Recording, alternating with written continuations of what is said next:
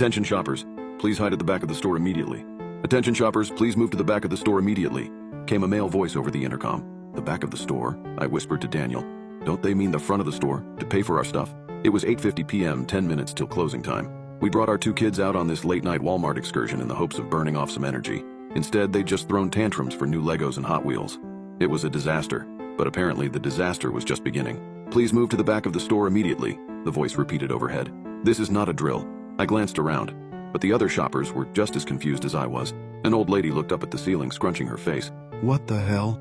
A dark-haired woman asked her boyfriend, pushing a cart full of garden supplies. Didn't you hear? An older man said, leaning over his cart of bottled water and canned food. We're in a tornado watch. One touchdown in Sourville. A tornado.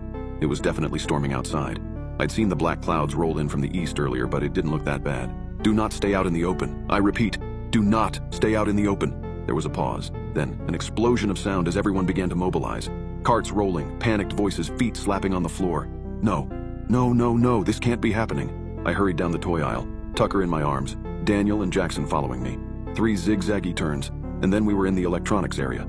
I glanced at the TVs on the wall and pictured the 4 of us, crushed underneath them. Stay away from windows and doors, the voice continued on the loudspeaker. And do not attempt to exit the store. Is it safe here? Daniel shook his head. Big open areas aren't good. I'm going to check in back, see if there's a break room or something. You stay here, okay? I nodded. Arms shaking, I sat down on the ground between 2 shelves of video games. Tucker sucked on a bottle in my arms while Jackson began to giggle. Is the tornado going to hit the store, and everything will fly around real fast? He asked with a big stupid grin on his face. I don't know. A tornado, a real-life tornado like you see in the movies plowing through our town. It was so unfathomable. We were New York natives, transplanted here to Indiana only 6 months ago. I'd never been in a tornado watch my entire life. Daniel jogged back into view. Everything's locked up, he said as he joined me on the floor. But listen, Fairview's a big town. The chances that it'll hit this Walmart, I think we'll be okay. I never should have brought us here. You didn't know, none of us did. He wrapped his arm around me. They should have warned us, like an emergency alert on our phones or a tornado siren or something. The voice overhead rang out again through the store. Do not stay out in the open, do not make yourself visible. That includes security cameras. Please move to a spot that is not visible to any cameras. I looked up at the ceiling, frowning. What does that have to do with tornadoes?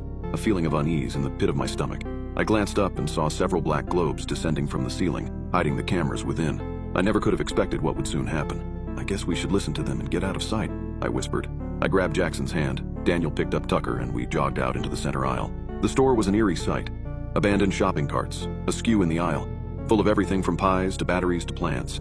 Footsteps echoed around the store from people unseen as they found their new hiding places. We dodged a shopping cart full of soda, ran through kitchenwares, and then stopped in the Easter decoration aisle. There was a camera in the central corridor, but as long as we stayed in the middle of Easter aisle, we'd be invisible.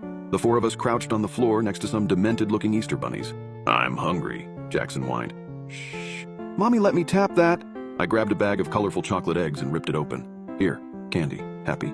I whispered, thrusting them into his hands. Then I leaned back against the metal shelves, panting. But I didn't have long to rest. A mechanical whine overhead, and then the voice came through the speakers again. Keep away from aisles with food. If you have food with you, leave it and move to a new hiding place. If you have any open wounds, cover them with clothing. What? The F? That had nothing to do with keeping safe in a tornado. We should make a run for it, Daniel whispered to me, starting to stand. But the tornado, I don't think there is a tornado. Listen, do you hear any wind? I listened, but all I heard was silence. No howling wind, no shaking ground, no projectiles clanging against the metal roof. Maybe it's still coming. I know what they're saying doesn't make sense, but to go outside, we need to get out of here, now. He grabbed Jackson's hand as he held Tucker in his arms. Come on, Daniel, I don't think that's a good idea, I whispered. But the next words from the intercom changed my mind. Assume a fetal position and place your hands on your head. Close your eyes and do not open them for any reason. Let's go. We broke into a sprint and ran down the central aisle, cameras be damned. The front door appeared in front of us, a little black rectangle looming in the distance. And as we got closer, I saw Daniel was right. There was a tree at the border of the parking lot under a street lamp.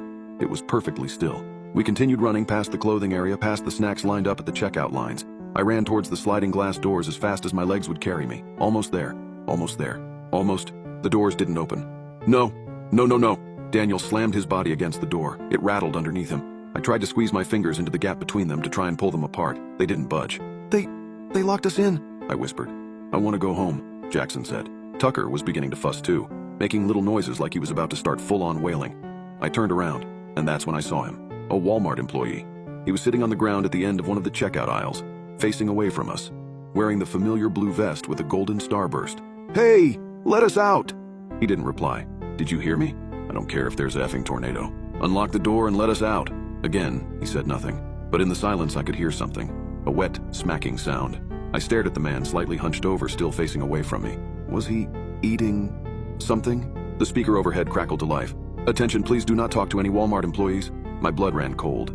The smacking sound stopped, and then slowly the man began to stand. He placed his palms on the conveyor belt and pushed up, and I could see that they were stained with blood. I backed away, but my legs felt like they were moving through a vat of honey. No, no, no. Fingers locked around my arm and yanked. Come on, Daniel shouted. I sprinted after him deeper into the store. Tucker stared at me over his shoulder, and Jackson ran as fast as his little feet would take him. I was vaguely aware of the slap, slap, slap sound behind me, but I didn't dare look back. Daniel ran into the clothing area, and I swayed, dodging circular racks of t-shirts and wooden displays of baby clothes. He skidded to a stop and ducked into the dressing room area. In here, he whispered, motioning at one of the rooms. We piled inside and locked the door. Daddy, Jackson started. You listen to me very carefully, I said, crouching to his level. You have to be absolutely silent. Do not say a word. Okay? Jackson looked at me, then Daniel. Then he nodded and sat down on the floor. I'm going to try to call 911, Daniel whispered, transferring Tucker to me and pulling out his phone. He tapped at the screen, then frowned. What? We don't seem to have any service. Thump. I grabbed Jackson and pulled him away from the door. The four of us huddled in the corner. I held my breath. Thump. Under the gap of the dressing room door, men's feet in black shoes. They slowly took a step forward, deeper into the dressing room. Don't move, I whispered, holding Jackson. The man took another step. Don't make a sound, don't move, don't. Tucker let out a soft cry. The man stopped. His feet turned, pointing at us. No, no, no, no! Tucker let out another cry, louder this time. My nails dug into Daniel's hand. No! A hand appeared. It slowly pressed against the floor, stained with blood, and then his knees appeared as he lowered himself down to the gap. No. Could he fit under? The gap wasn't small, it was like the stall door to a bathroom. If he flattened himself against the floor, there's a chance he could fit under. I watched in horror as his stomach came into view, his blue Walmart vest, as he lowered his body to the floor. Then he pushed his arm under the gap and blindly swept it across the floor, as if feeling for us. This is it, we're going to die. And then he lowered his head. His face. Oh God. There was something horribly wrong with his face. He smiled up at us with a smile that was impossibly wide, showing off blood-stained teeth. His skin was so pale it was nearly blue, and his eyes? They were milky white without pupils or irises. I opened my mouth to scream. Attention, shoppers! The voice began overhead. No, no, no. Please make your way to the front of the store and make your final purchases. We will be closing in 10 minutes. What? And then, before I could react, something unseen jerked the man out of view. A strange dragging sound followed, as if someone was dragging his body out of the dressing room area. I stared at the door, shaking as Tucker's cries rang in my ears, but he didn't come back, and within 10 minutes the usual hubbub of Walmart returned. Voices, footsteps, shopping cart wheels rolling along the floor. Shaking, I finally got up and unlocked the door. The store looked completely normal. People were lined up at the cash registers, placing their goods on the conveyor belts. Employees were scanning tags, printing receipts. People walked towards the glass doors, and when they did, they slid open. As we slowly walked towards the exit, I spotted the older man who'd warned us about the tornado earlier. What was that? I asked, unable to keep my voice from shaking. He shrugged. I guess the tornado missed us. What a miracle, huh? Giving us a smile, he disappeared out the glass doors and into the night.